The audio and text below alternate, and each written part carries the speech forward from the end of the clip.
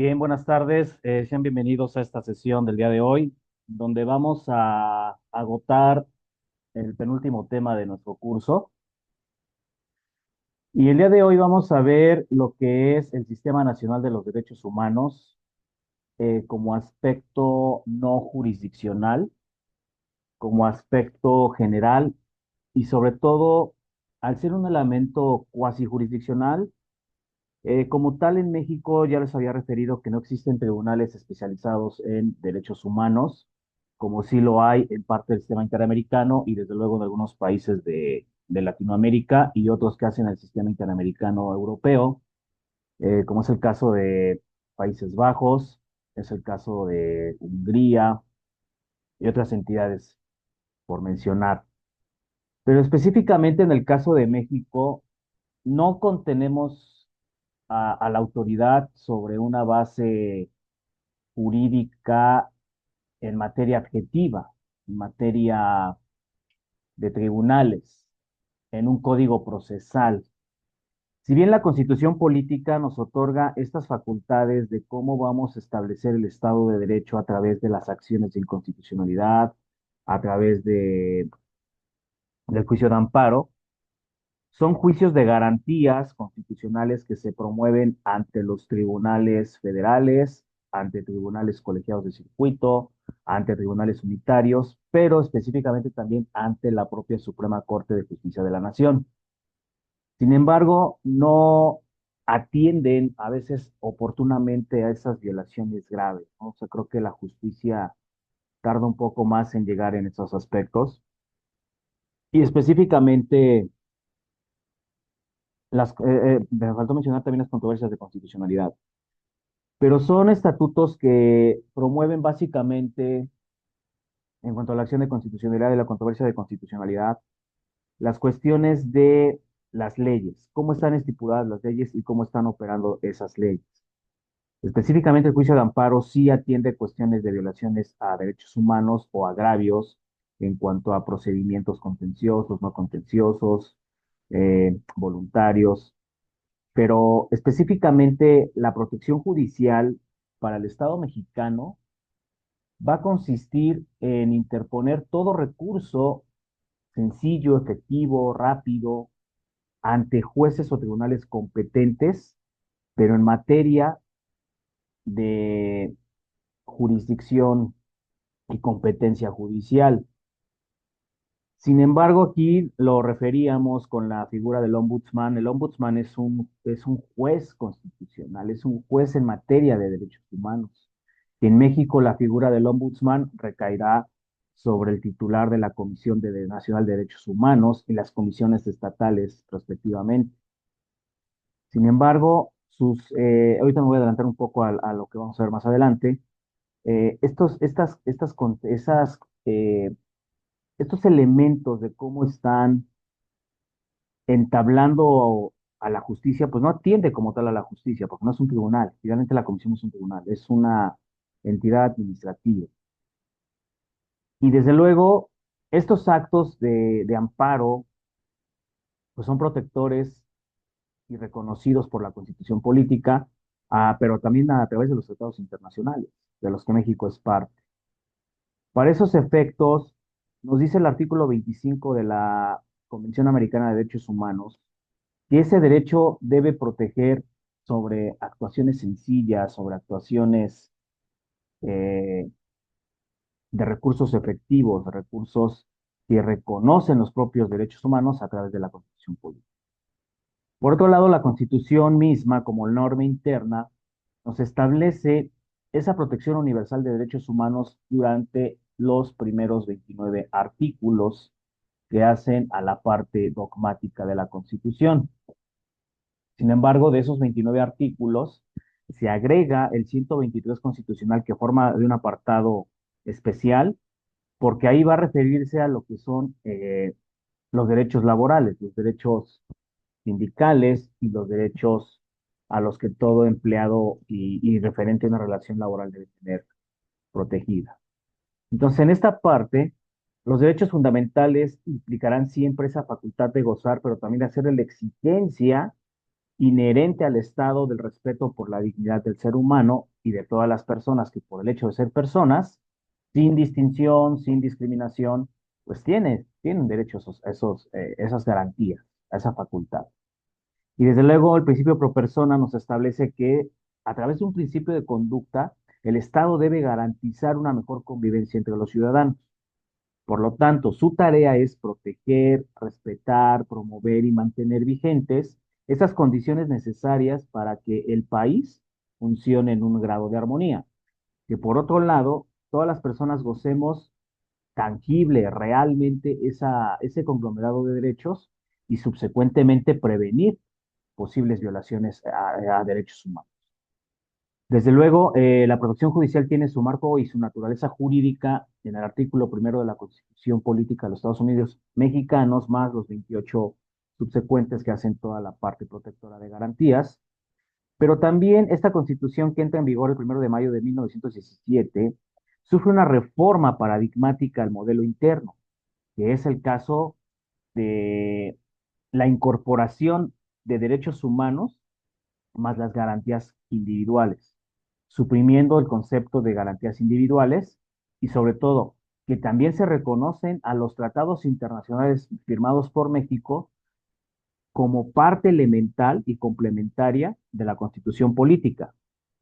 Y estos compromisos asumidos a la firma de un tratado, desde luego que van a tender a que cada constitución es la ley suprema de cada país, pero que los contenidos de la Constitución política son operantes, vigentes, vinculantes y obligatorios para las 32 entidades federativas, puesto que cada una de las 32 entidades federativas tiene su propia normatividad, tiene su propia constitución y desde luego sus órganos legislativos.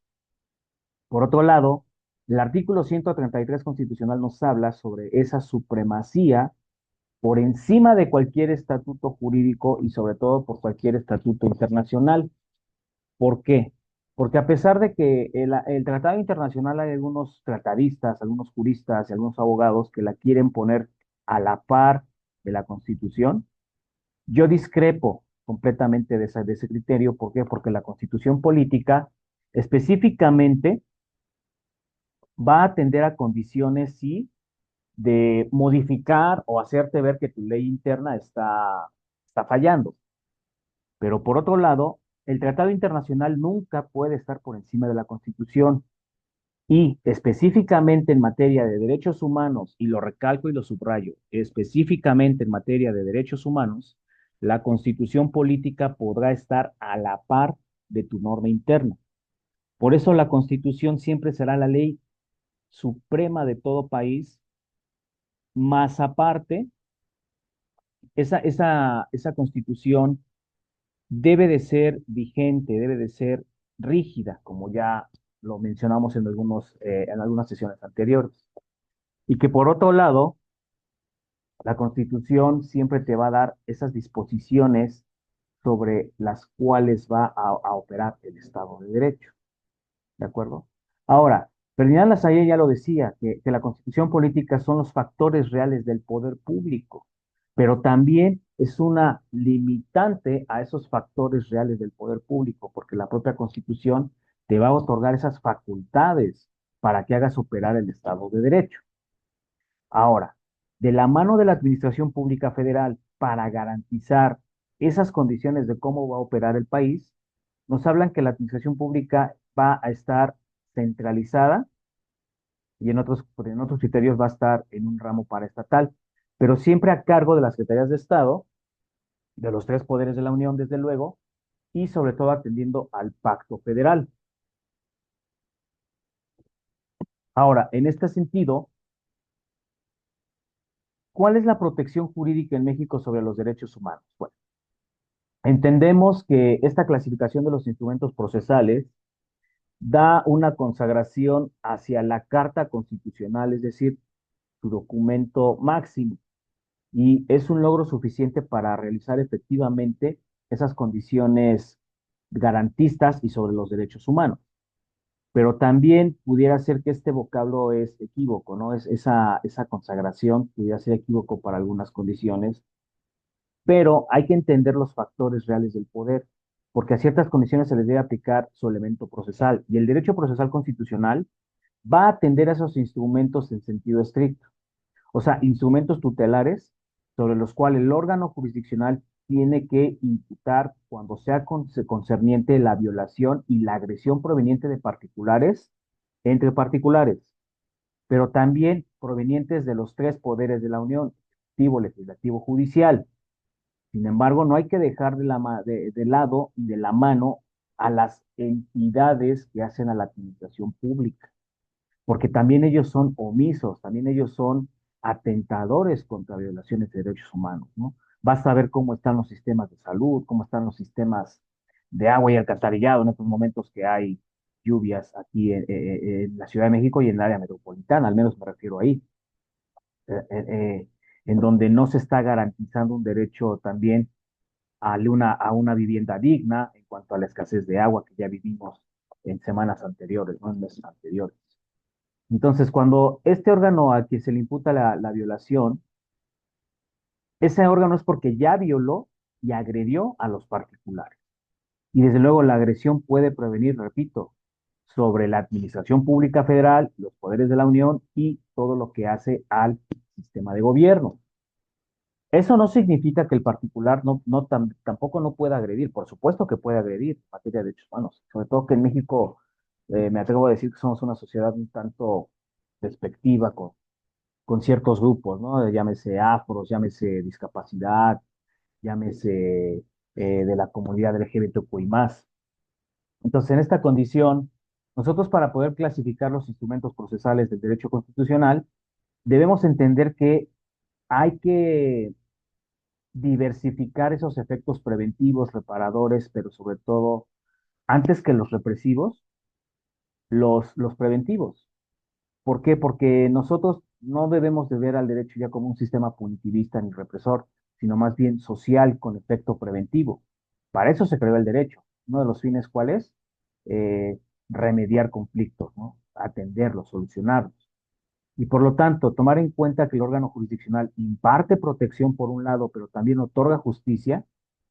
La justicia debe ser constitucional, la justicia debe atender a las condiciones administrativas y a la justicia común, lo que llamamos en la garantía, como ya también lo vimos, la garantía de seguridad jurídica. Por lo tanto, la tutela de derechos humanos es materia y ocupación de una verdadera y propia justicia constitucional. Entonces, estos efectos en la materia de los derechos humanos, por un lado, deben de ser preventivos, pero cuando ya se atentó a la garantía, tienen que ser reparadores, porque tienen que investigarse estos agravios a fondo. Tiene que hacer todo un estudio de caso el gobierno, de la mano del Poder Judicial y de sus autoridades para entender por qué se atentó contra ese ciudadano. Y sobre todo, deben de ser hasta cierta condición represores en la medida de la punición que el Estado deberá atender de la mano del agravio. Por otro lado, se va a tener esa convicción de que el sistema procesal en materia constitucional tiene que ser útil para sistematizar cada una de las materias que hacen al derecho positivo mexicano. Pero esta tarea es sumamente compleja y a veces hasta dispersa. ¿Por qué? Porque todo ordenamiento jurídico siempre va direccionado a efectos y medios específicos. ¿Sí? Medios indirectos para la distinción de cómo están las materias, pero los instrumentos específicos me van a seguir ese camino lineal sobre la comunicación nacional, pero atender al estudio de forma separada sobre los diversos sistemas procesales que puedan existir en México y que por otra parte aceptarán expresamente la clasificación. ¿Cuáles son los medios indirectos o cuáles corresponden los medios indirectos en materia procesal? Bueno, es esa tutela de derechos humanos llamada garantía constitucional. Y de la garantía constitucional se va a desprender esa garantía de seguridad jurídica llamada garantía judicial. Por lo tanto, esos medios de carácter indirectos los vamos a establecer a través del sistema de derechos humanos. ¿Sí? Ellos tienen por objeto la existencia, pero por otra parte también judicializar independientemente de lo que estipule la ley, esas condiciones de agravios y sobre todo imponer con sus resoluciones cuáles son las partes afectadas por las autoridades y atacar de fondo y de forma ese elemento de violación. ¿De acuerdo? Por otro lado, se considera que para efecto de derechos humanos y en los juicios constitucionales, los jueces deben de ser guardianes naturales de los derechos del hombre. Esto lo marcaba Georgiopoulos en Grecia, porque fueron de las primeras naciones que ven esa tutela de derechos humanos, ¿no? Entonces, desde la perspectiva hoy día del derecho vigente, desde luego que los jueces al servicio del Poder Judicial y al servicio de los ciudadanos, pero cuando más al servicio de garantías constitucionales, tienen que operar bajo esa perspectiva de ser guardianes de los derechos fundamentales y que por otra parte, esas garantías también van a asumir un papel trascendental en donde los justiciables se encuentren esos instrumentos de protección y tutela a las garantías del debido proceso. Por otra parte, que de acuerdo a los principios jurisprudenciales y especialmente estipulados en la doctrina, los medios indirectos tienen que ser iguales para las partes que están interviniendo. Si es el Estado respecto al particular. Si es el particular entre el particular, ese derecho horizontal en donde le va a dar igualdad de circunstancias. Pero por otra parte, el derecho a un tribunal imparcial y sobre todo bajo la perspectiva de imparcialidad, publicidad y ordenanza jurídica. ¿De acuerdo? Entonces, en esta condición, establecer los debates en materia constitucional siempre tiene que dar esa oportunidad del estado de defensa para que nosotros como agraviados le repliquemos al Estado mexicano por qué no atendió debidamente esas condiciones, pero que por otra parte, el Estado mexicano en la línea de autoridad también garantice o te haga ver que también eres atentado contra derechos. ¿De acuerdo? Entonces, estas garantías del proceso en materia constitucional van a atender a la legalidad, al principio de igualdad de partes, a la defensa adecuada, a un tribunal imparcial y sobre todo a que los juicios sean públicos. Ahora, continuando con los medios indirectos, establecemos que dentro de una mayor ponencia nacional se hace referencia a una jurisdicción ordinaria. Es decir, un medio indirecto para la tutela de derechos humanos pudiera establecerse desde la clasificación del derecho en la materia civil, la materia penal, la materia administrativa, en la materia agraria, en donde todo eso va a consolidar una condición accesoria en relación de los tribunales con respecto de actos que se puedan impugnar, ¿de acuerdo? Ya sea vía amparo directo, amparo directo, ¿no?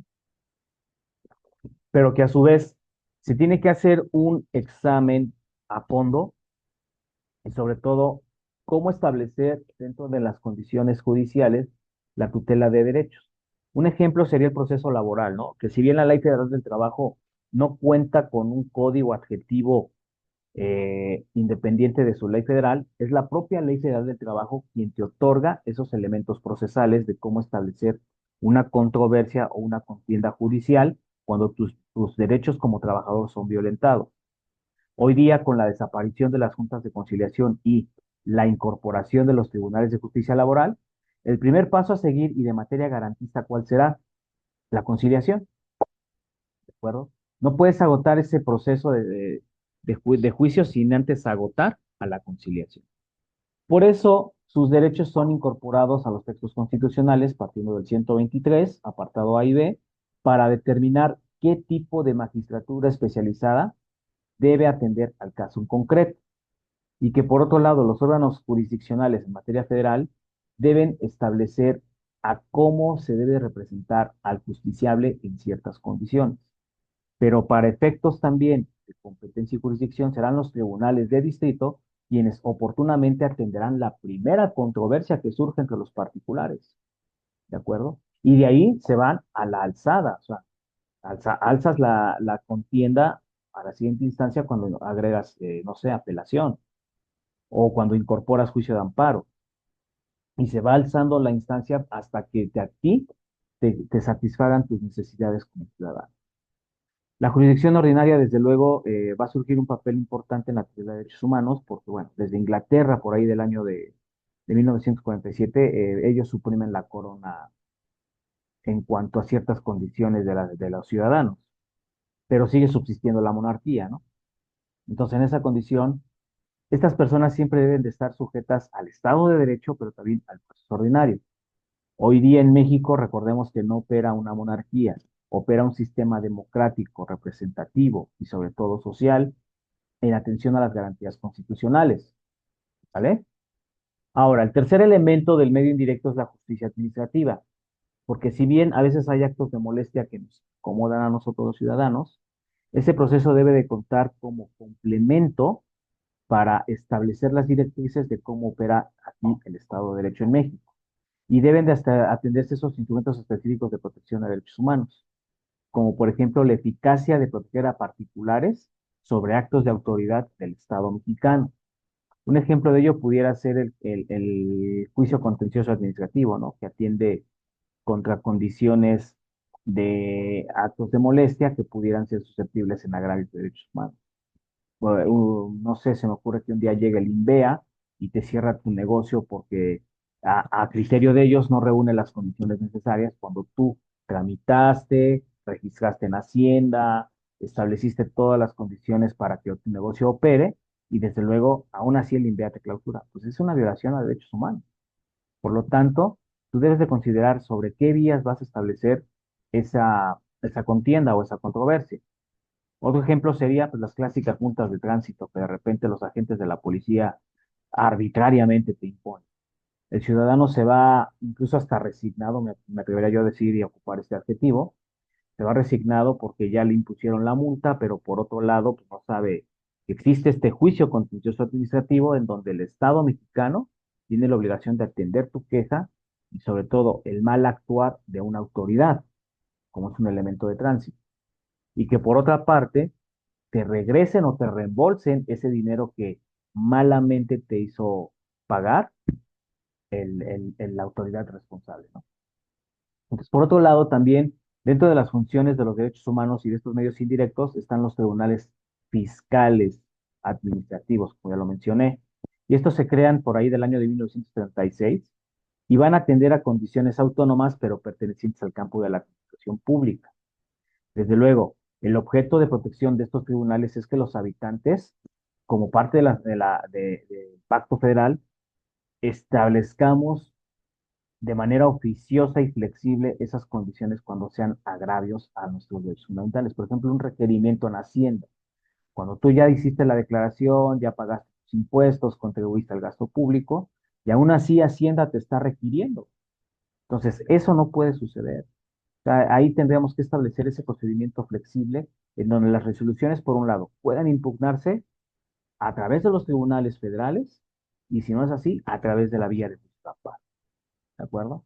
Entonces, en esta cuestión, esos instrumentos indirectos van a establecer, por un lado, a qué tribunales en jurisdicción y competencia puedes recurrir cuando sean agravios a tu persona, cuando sean agravios a tu patrimonio o a tus negocios.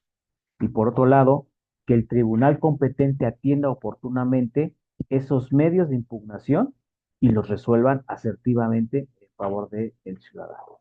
¿Hasta aquí dudas, jóvenes? ¿Preguntas? Buenas tardes, no ninguna, profe. Buenas tardes. Perfecto, entonces continúo. Estableciendo los instrumentos específicos, incluso estos ya van a atender en un sentido que las violaciones a derechos humanos son de carácter individual, pero trascenderán la esfera de los afectados y sobre todo que se está lesionando a una colectividad. ¿A qué me refiero con esto? Que probablemente el Estado mexicano fue omiso, el Estado mexicano ya no te tuteló derechos humanos y en ese sentido agotaste el principio de instancia de parte. Fuiste a juzgados de distrito, a juzgados federales, promoviste juicio de amparo, lo atrajo la Suprema Corte de Justicia de la Nación, pero en esas condiciones ninguno de los tribunales atendió tu solicitud. Ninguno de los tribunales hizo que te asistiera la razón. Deberás recurrir al Estado y al tratado internacional. Entonces, parte de esta figura que voy a mencionar a continuación es el habeas corpus. Y el habeas corpus se sostiene cuando la violación de derechos humanos tiene un carácter individual, pero trasciende más allá a la lesión jurídica. Y sobre todo que esos instrumentos tutelares en materia deben ser más enérgicos, rápidos y eficaces, como lo habíamos visto la semana anterior con el bloque de convencionalidad a través del sistema interamericano, con lo que son las visitas in loco, y desde luego esta parte del jus cogens. Entonces, en esa cuestión, el habeas corpus debe ser examinado con un detenimiento específico, tomando en cuenta que su instrumento libertario tiene origen en Inglaterra y va a especificar esa tutela de la libertad individual, ¿de acuerdo? Entonces, se consagra el habeas corpus como ley en el año de 1679 a través de centrar paradigmas a otras legislaciones.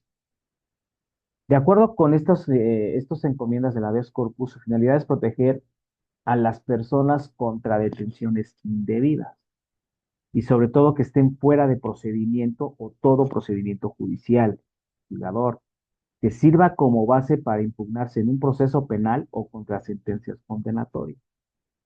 Un ejemplo muy tangible en México es esto, ¿no? Que hoy día opera más la presunción de culpa que la presunción de inocencia. Para el Estado mexicano, muchas veces primero te ingreso a prisión bajo las vías de la prisión preventiva oficiosa o justificada y después investigo. Y esto no debe de suceder. Estas prácticas no se han terminado porque refería yo que México ha venido de ciertas condiciones de movimientos sociales y que han sido indebidamente reprimidos.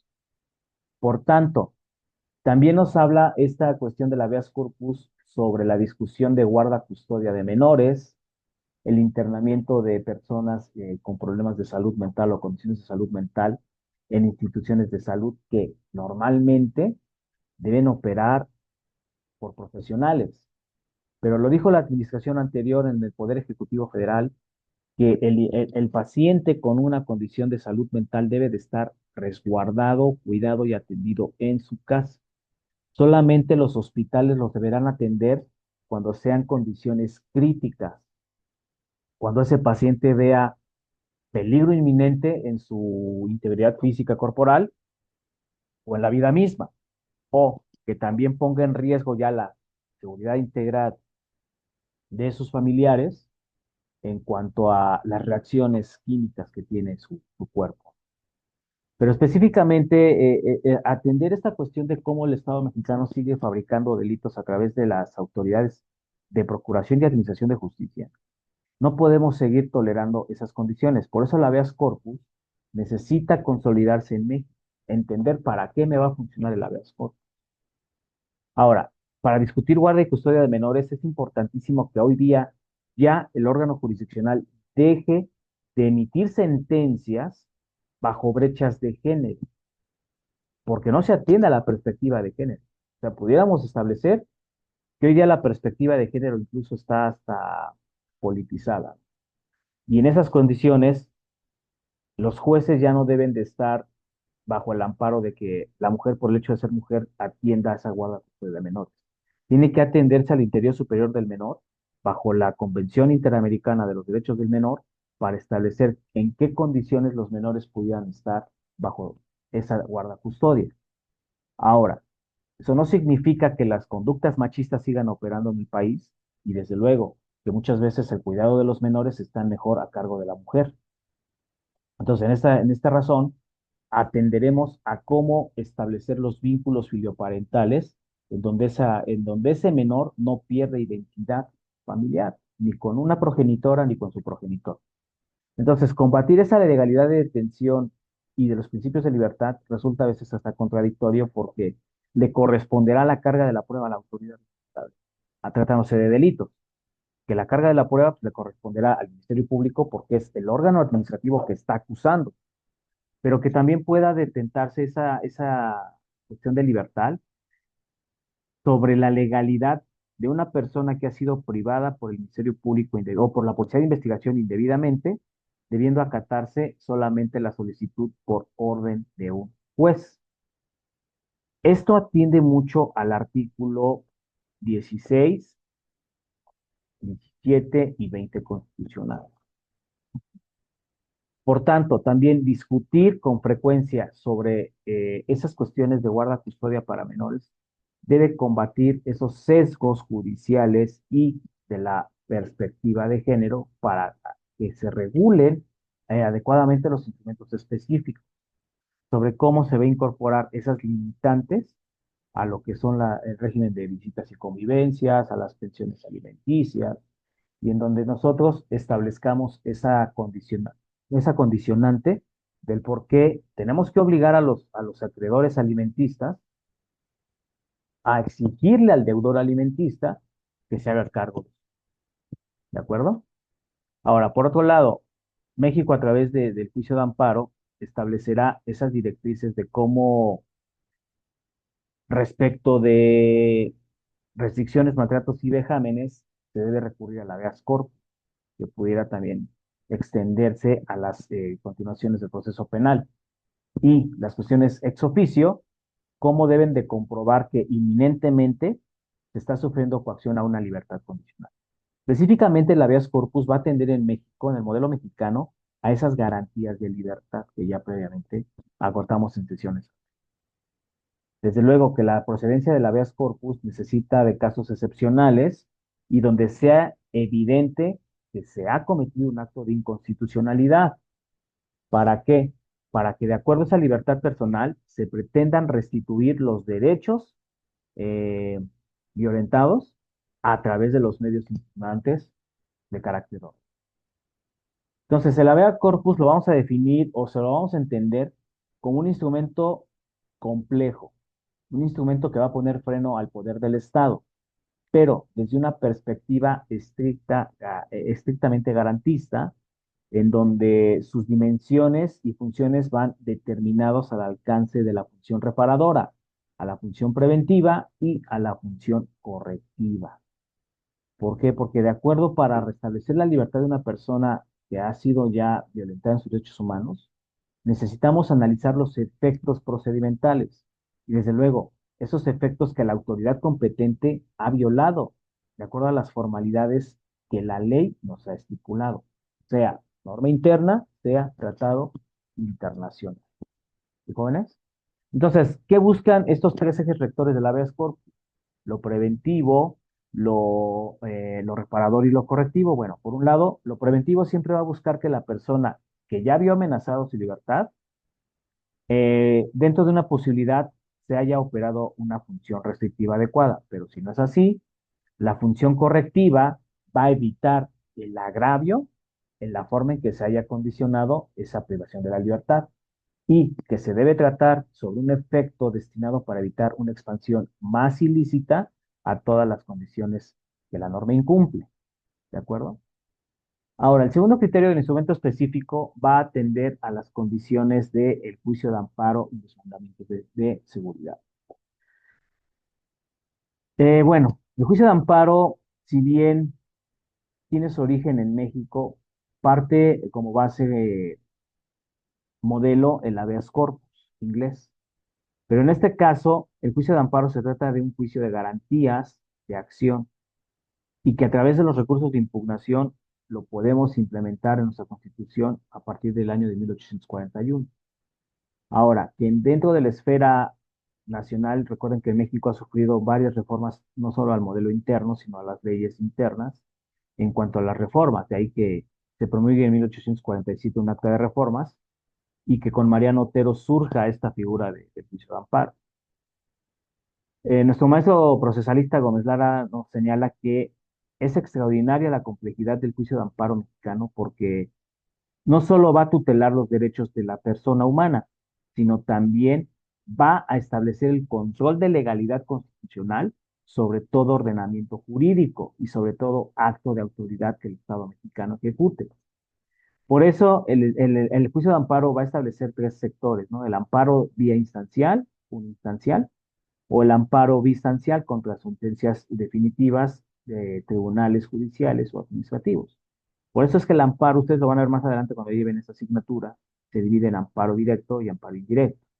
Que el amparo directo atienda a las condiciones de sentencias, laudos, resoluciones que pongan fin a un juicio, y el amparo indirecto contra violaciones y agravios de la autoridad responsable en contra del ciudadano.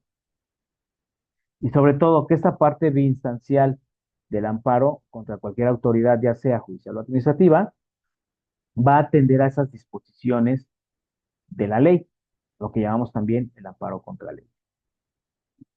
Ahora, dentro de la institución jurídica, el juicio de amparo es una defensa de derechos que se reconocen en la Constitución política, así como un control de constitucionalidad. O sea, lo que estoy hablando ahora es el bloque de constitucionalidad.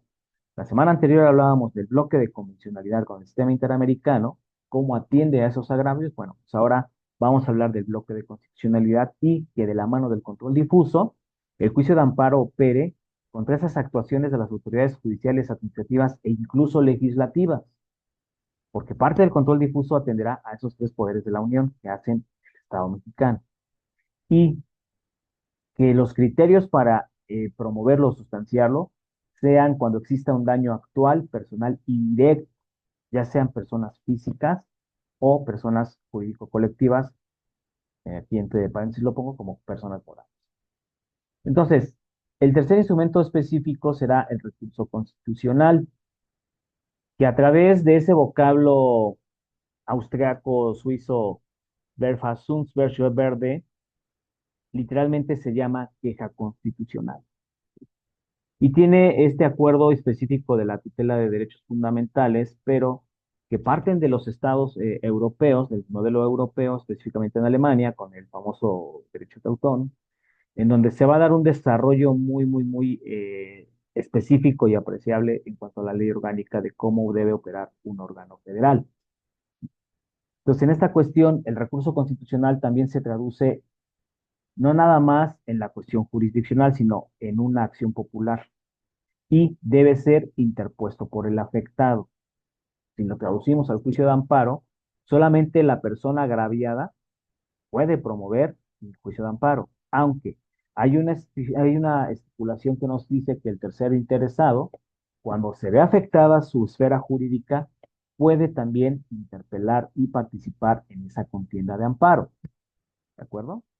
Entonces, en esta condición, el recurso constitucional tiene la obligación de que primero se agoten previamente todos los mecanismos de defensa, lo que llamamos la instancia de par, recursos ordinarios y recursos impugnativos. Pero que solo en casos muy excepcionales será el Tribunal Federal quien atraiga directamente esa impugnación, como puede ser la Suprema Corte de Justicia de la Nación. ¿De acuerdo, jóvenes? Bien. ¿Hasta aquí alguna duda, alguna pregunta? Todo bien, profesor, muchas gracias. De acuerdo. Continúa entonces. Vamos a ver específicamente ya lo que es el organismo protector de derechos humanos. Lo que vamos a establecer ahora a las condiciones de cómo México, a partir de ciertos agravios, de ciertos elementos, partiendo de la guerra sucia entre las décadas de los 60 y las décadas de los 90 o principios de los 90, ha cometido arbitrariedades elementales, ¿no? O sea, esas arbitrariedades no pueden seguir operando en el Estado. Entonces, en esta cuestión, establecer esos organismos protectores de derechos humanos en México, decía yo al principio de la sesión que atiende a estos estatutos administrativos, no tanto judiciales. Y aquí surge una figura importantísima y relevante que opera hoy día en el sistema mexicano, no como un tribunal, surge como una autoridad administrativa y surge como una autoridad protectora ante los agravios de los que los ciudadanos mexicanos habíamos sido parte en esas décadas de los 60 hasta los 80. Y que en esas condiciones el surgimiento de la Comisión de Derechos Humanos siempre va a tender a que en el siglo XIX y hasta la segunda mitad del siglo XX, la demanda social y sobre todo esas transformaciones que México ha surgido deben atender a frenar y proteger los derechos de los gobernados frente al poder público. Entonces, aquí la ley de Procuraduría de Pobres en 1847 que promovió Ponciano Arriaga, del Estado de San Luis Potosí, va a establecer las primeras líneas protectoras de derechos humanos. aunque con el surgimiento del juicio de amparo con Mariano Otero y las leyes de reforma del presidente Juárez de la mano del secretario Lerdo de Tejada, establecerán las primeras condiciones donde se protejan ya los derechos jurídicos y sobre todo los derechos humanos de las personas. ¿De acuerdo? Para 1975, la Profeco surge como una defensa de derechos de los individuos, aunque no necesariamente frente al poder público. Recordemos que hoy día la Procuraduría Federal del Consumidor atiende a condiciones de consumo básico sobre bienes, productos y servicios que satisfacen las necesidades más básicas de los ciudadanos. El 3 de enero de 1979 se instituye esa Dirección para Defensas de Derechos Humanos del Estado de Nuevo León por su entonces gobernador, el doctor Pedro Zorrilla, y desde luego en 1983 surge una buena optativa en la ciudad de Colima, fundando la Procuraduría de Vecinos para establecer esa figura orgánica en la municipalidad de Colima y se consolida el 8 de diciembre de 1984. Para el 29 de mayo de 1985, la UNAM establece la Defensoría de los Derechos de los Universitarios. Previamente, los colectivos estudiantiles, sobre todo en 1968, atienden a esas condiciones del estudiantado en la materia del nivel superior, tanto en UNAM como Politécnico. De ahí que la represión surgida por el gobierno de Luis Echeverría Álvarez de la mano con Díaz Ordaz, establezca esas directrices de cómo el Estado mexicano ha cometido agravios, ¿no? Ha cometido esos elementos lineales de cómo México ha sido atentador contra sus propios particulares. O sea, la masacre de 1968, de 1971 ha quedado impune a la postre y sobre todo dónde quedaron esas garantías de libertad, de expresión, de parte de exigirle al Estado mexicano como operar. Entonces, en esa cuestión, nosotros debemos entender que México no puede permitir todavía esas condiciones. Ahora bien, estableciendo estos parámetros de cómo surge esta figura, nosotros establecemos que entre los años de 1986 y 1987 se funda en Oaxaca la Procuraduría de la Defensa para el Indígena. Esto como un reclamo a las secretarías sociales de la montaña del estado de Guerrero, del estado de Oaxaca y del estado de Chiapas, respectivamente, en donde también agravios en contra de las comunidades indígenas. Ahora, estos elementos dan origen y dan pauta a que se reforme el artículo 102 en su apartado B de la Constitución Política de los Estados Unidos Mexicanos. Respecto de los antecedentes indirectos que ya agotamos, es el 13 de febrero del año de 1989 cuando, a través de la Secretaría de Gobernación, se crea lo que actualmente opera como Dirección General de Derechos Humanos y que a la postre, el 6 de junio de 1990, por decreto presidencial del entonces titular del Ejecutivo Federal Miguel de la Madrid Hurtado, perdón, corrijo, Carlos Salinas de Gortari es quien emite esa denominada Comisión Nacional de Derechos Humanos, lo cual se va a constituir no como un tribunal, como ya lo he referido en ciertas ocasiones, sino como un organismo desconcentrado de la Secretaría de Gobernación. Posteriormente se hace una reforma que se publica en el Diario Oficial de la Federación del 28 de enero de 1992, en donde se adiciona al apartado B de su artículo 102 a la Comisión Nacional de Derechos Humanos, pero a través de un rango constitucional, a través de la naturaleza jurídica de un organismo descentralizado con personalidad jurídica y patrimonio propio, pero no se da surgimiento formal a un sistema nacional no jurisdiccional de protección de derechos humanos. Es decir, Salinas en esa época establece que las resoluciones y resolución específicamente de quejas nos establece que no van a ser hasta cierto punto, iban a ser vinculantes, iban a ser obligatorias, cosa que no sucedió. Entonces hoy día esta reforma nos habla que para el 13 de septiembre del año del 99 bajo las órdenes de Ernesto Zedillo, la Comisión Nacional sea una institución con plena autonomía y gestión presupuestaria, pero sigue denominándose como una entidad desconcentrada de la Secretaría de Gobernación.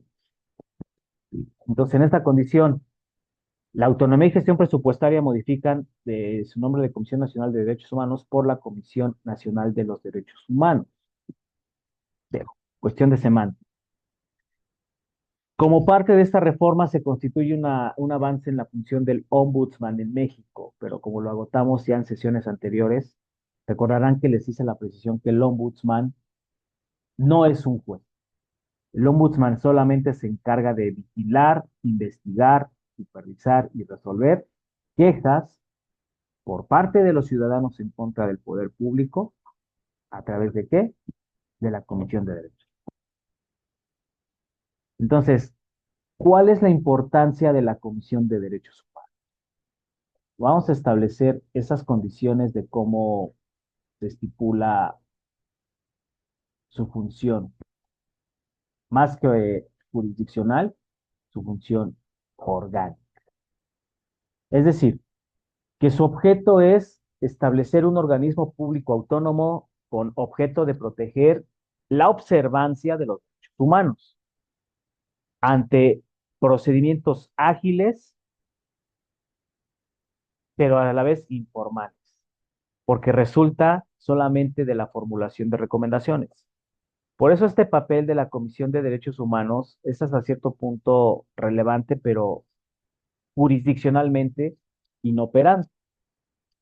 Y desde luego que esa formulación de recomendaciones solamente atenderá a las autoridades respectivas con respecto a los agraviados como una solución rápida por conducto de la conciliación. Por eso les decía que no atiende a cuestiones jurisdiccionales, solamente a cuestiones de jurisdicción por medio de la conciliación. Y desde luego tiene por objeto promover el estudio y la divulgación de derechos humanos consagrados en la Constitución Política, de los tratados internacionales que integran el sistema jurídico con previa aprobación del Senado.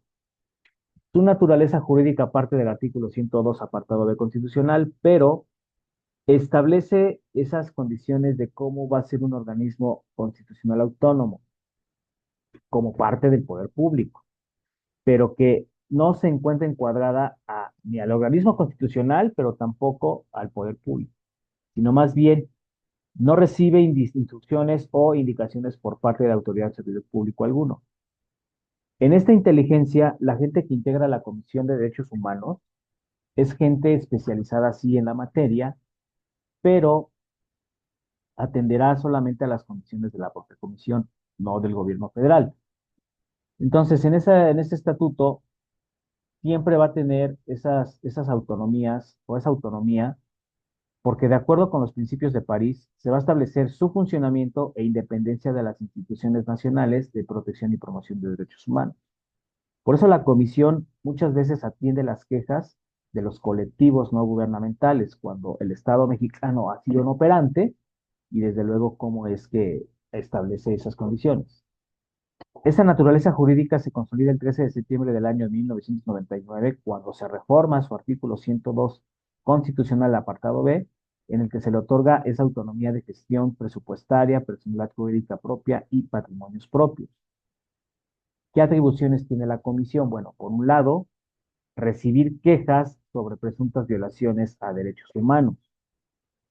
Dos, conocer de esas quejas, investigarlas, perseguirlas vía ex oficio. Y desde luego, atender a qué caso. Actos o omisiones de autoridades administrativas de carácter federal. Cuando los particulares o en alguna condición de agente social cometan ilícitos con la tolerancia o anuencia de algún servidor público o autoridad. Ahora, aquí voy a hacer una específica precisión. La Comisión de Derechos Humanos puede atender a esas violaciones sobre autoridades federales o cuando el particular de la mano o con la complicidad de la autoridad federal cometa agravios, pero no puede ejecutar recomendaciones al Poder Judicial de la Federación.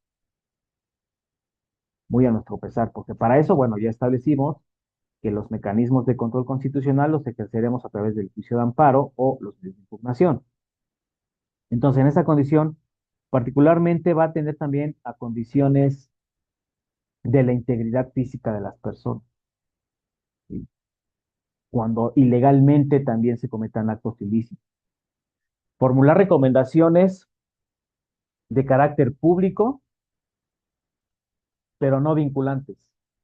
O sea, la comisión puede recomendar a, no sé, al Seguro Social que cuides más los protocolos de actuación sobre obstetricia, sobre procedimientos quirúrgicos, sobre procedimientos de atención médico general.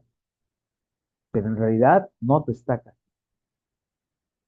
en realidad no está haciendo una resolución que atienda a esos agravios, ¿de acuerdo? Entonces, en esta parte también conoce y decide vía última instancia sobre inconformidades respecto de esas recomendaciones a través de los acuerdos de derechos humanos que tienen las 32 entidades federativas del país. Por otro lado, conoce y decide también esas omisiones por parte de organismos propios de derechos humanos por insuficiencia al incumplimiento de las recomendaciones que ya ha hecho la propia comisión. Ahora, para ello también la comisión tiene atribuciones de las acciones de inconstitucionalidad, sobre todo que en su artículo 15 de la propia comisión, de la ley de Comisión Nacional de Derechos Humanos, establece en su fracción 11ª que el presidente de la Comisión Nacional de Derechos Humanos podrá promover acciones de inconstitucionalidad contra leyes de carácter federal, estatal y de la propia Ciudad de México, asimismo de los tratados internacionales, pero cuando se presuma que haya vulnerabilidad de derechos humanos reconocidos en la Constitución. Y desde luego, ¿qué es una acción de inconstitucionalidad? Bueno, cuando se alega una contradicción a una norma impugnada y de la propia ley fundamentada. Solo va a proceder esta acción de inconstitucionalidad contra normas generales, incluso las que estén en materia electoral. ¿Cuál es la competencia de la Comisión de Derechos Humanos? Bueno, tiene competencia en todo el territorio nacional, porque a través no nada más de su órgano nacional, sino de su órgano estatal, va a conocer de quejas relacionadas con presuntas violaciones a derechos humanos.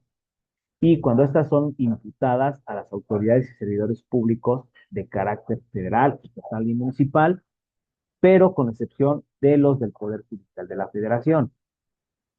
Por otro lado, va a atender a condiciones de los servidores públicos de la Federación, de las entidades federativas y de los municipios, y sobre todo de los servidores públicos que sean competentes para el servicio del Estado. ¿De acuerdo?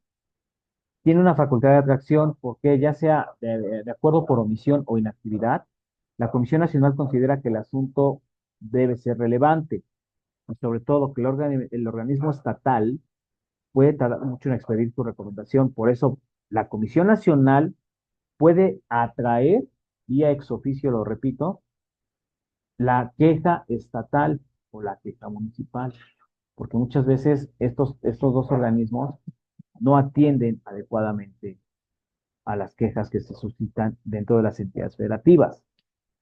Desde luego, esas inconformidades se van a suscitar a través de los recursos de queja o impugnación, de acuerdo con el apartado 102, apartado B del artículo 102 de la propia Constitución y de la Ley Nacional de la Comisión Nacional de Derechos Humanos. Ahora, este recurso de queja siempre va a ser procedente en perjuicios graves por acciones, omisiones o inacciones de los organismos locales, ¿sí? Este recurso debe ser procedente contra resoluciones definitivas de organismos estatales de derechos humanos, pero también contra las resoluciones e informaciones definitivas de autoridades locales sobre el cumplimiento de las recomendaciones. Ahora, asuntos que no son competencia de la comisión, bueno, quejas relacionadas con presuntas violaciones a derechos humanos imputadas a autoridades o servidores públicos del Poder Judicial de la Federación. Repito, el Poder Judicial tiene otra función y entre ellos es establecer que cuando a ti no te atienden o hay agravios en materia de derechos humanos, debes recurrir al juicio de amparo, ¿de acuerdo?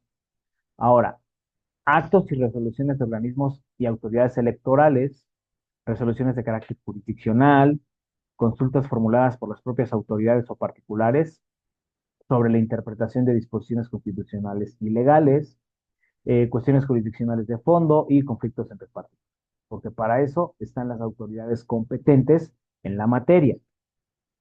¿Cuál es su marco jurídico de la Comisión Nacional de los Derechos Humanos?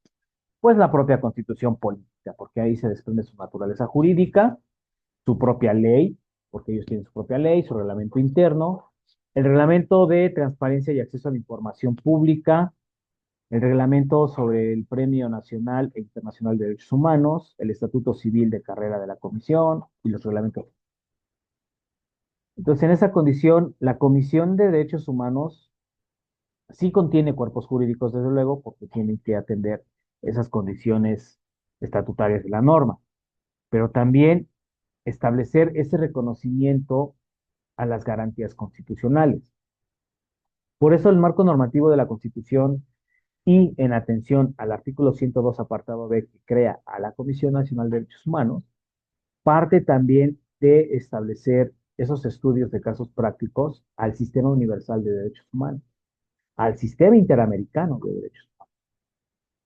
Por otro lado, la comisión se va a estructurar de acuerdo a esos lineamientos de cómo las áreas adjetivas como sustantivas deben trabajar en forma coordinada y acorde a los objetivos del Pacto Federal.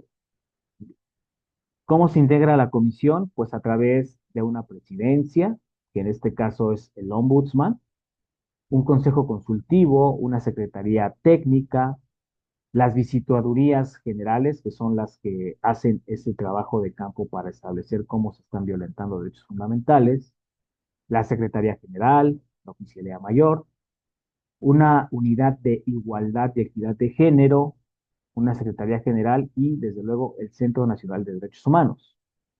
Ahora, en este sentido, la Comisión Nacional de Derechos Humanos también tiene la facultad de capacitar a personas a través de diversos estatutos de educación continua, porque ellos aperturan talleres, diplomados, cursos asincrónicos y tienen una maestría especializada en derechos humanos.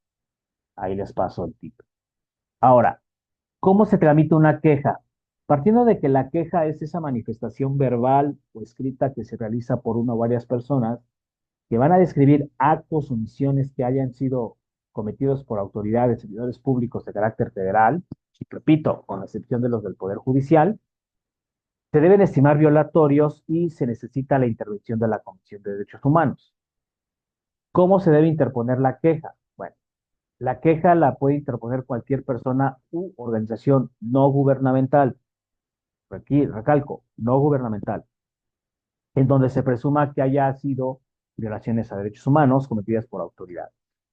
Y desde luego se puede acudir también a las oficinas, a las entidades estatales, a las delegaciones municipales, o bien de manera telefónica, por correo electrónico o por mensajería, hoy día que operan las TICs muy recientemente.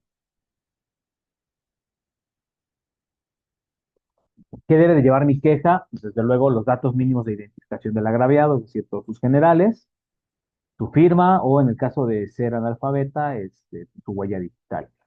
En el caso de también la descripción de los hechos, que presuntamente se hayan sido violatorios a derechos humanos, la información que se permite identificar a la autoridad o servidor público que haya cometido el agravio. Esa queja se debe recibirse y sobre todo en casos urgentes por cualquier medio de comunicación escrito, electrónico, telefónico, verbal y sobre todo que deberá contener los datos mínimos de identificación. Cuando algunas personas no hablen o entiendan correctamente el idioma castellano o español, se les debe proporcionar inmediatamente un traductor y de forma gratuita. ¿Para qué? Para que las quejas también puedan presentarse oralmente y los comparecientes quizá no puedan escribir o en su defecto sean menores de edad, representados por algún tutor. Es de suma importancia que señalemos que la comisión Cuenta con un colegiado de abogados y sus servicios son gratuitos, específicamente gratuitos. El procedimiento de queja es registrado en el libro de gobierno y queda, perdón, bajo el amparo de la Dirección de Quejas y Orientación, en donde se van a buscar esos antecedentes, se va a realizar el análisis jurídico y desde luego se va a turnar con inmediatez a la visitaduría general. ¿De acuerdo? Ahora, la queja pudiera resultar improcedente cuando la visitaduría solicite la asignación de un número de expediente y sobre todo que no se haya notificado adecuadamente a los hechos y a los estatutos de requisitos menores. Pero cuando esta resulta procedente, es caso contrario. Se solicita la asignación ya del número de expediente y se le debe notificar de inmediato al quejoso sobre la admisión. La calificación de la queja, bueno, es analizada y se va a calificar como presunta violación cuando las posibles violaciones sí se hayan acreditado debidamente y se le notificará al quejoso por escrito. El visitador solicitará información sobre la autoridad responsable del caso, así como del quejoso, y se le va a mantener informado de los avances de su expediente hasta que concluya esa queja. La no competencia de la comisión, ya lo dijimos, es remitido cuando el escrito sea a la autoridad competente y se va a remitir en todo caso al titular local de la Comisión de Derechos Humanos. Cuando se trate de asuntos que no exista violación a derechos humanos, desde luego la comisión le va a brindar orientación jurídica al quejoso sobre a qué autoridades debe acudir. ¿De acuerdo? Desde luego, estos recursos van a establecer las condiciones de cómo la queja procede como un recurso y sobre todo que cuando la queja ya no se le da continuidad, pues por inactividad o resolución definitiva, debe ser mandado un archivo de control, porque ahí la insuficiencia de datos para determinar si existió o no existió una violación de derechos humanos determinará si la queja es procedente. Y sobre todo, la falta de ratificación de la queja también se va a valorar para que la manden archivar. Entonces, aquí hay que atender muy precisamente que cuando ustedes atiendan estas cuestiones de procedencia de Comisión de Derechos Humanos, debemos atender y darle fluidez, pero sobre todo darle hasta la última instancia esa celeridad a la propia queja. ¿De acuerdo? Ahora, ¿qué es la recomendación? La recomendación es ese documento escrito que va a emitir la Comisión de Derechos Humanos dirigido a las autoridades que hayan sido violentadoras o que hayan causado agravios a los ciudadanos o a la institución. Y que en este caso la autoridad federal va a mencionar esas violaciones de derechos humanos y sobre todo las recomendaciones que deben seguir al pie de la letra. Las recomendaciones se componen por hechos, evidencias, la situación o condición jurídica del quejoso, las observaciones que haya tenido el visitador general y la recomendación que se esté estipulando. Esa recomendación va a ser de carácter público, pero no tiene carácter vinculante, muy a nuestro pesar. Sobre todo vinculante para la autoridad o servidor público a las cuales esté dirigida. Pero la recomendación por se no se puede anular, modificar y sobre todo dejar sin efecto. ¿Por qué? Porque ya se presentó esa denuncia. Y en todo caso, la recomendación, una vez que es recibida por la autoridad o servidor público, se le debe informar dentro de los 15 días hábiles si acepta o desecha esa recomendación. Porque déjenme decirles que las recomendaciones se tienen que contestar. Entregará en su caso por los siguientes días, a partir del día 14, 15, las pruebas correspondientes de cumplimiento sobre los puntos recomendatorios o, en su defecto, ampliar esa naturaleza de recomendación. Y en caso de que no se comprueben las violaciones a los derechos humanos, la Comisión Nacional debe dictar un acuerdo de no responsabilidad.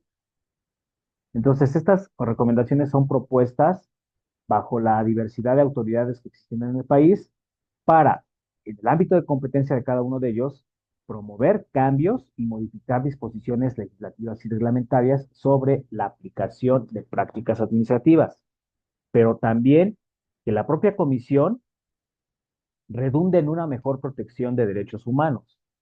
Por eso surgen aquí los informes especiales de la propia comisión, en donde se van a referir a casos graves de derechos en donde se hayan violentado estos derechos y que dada la importancia y su gravedad, presenten una cuestión de la opinión pública.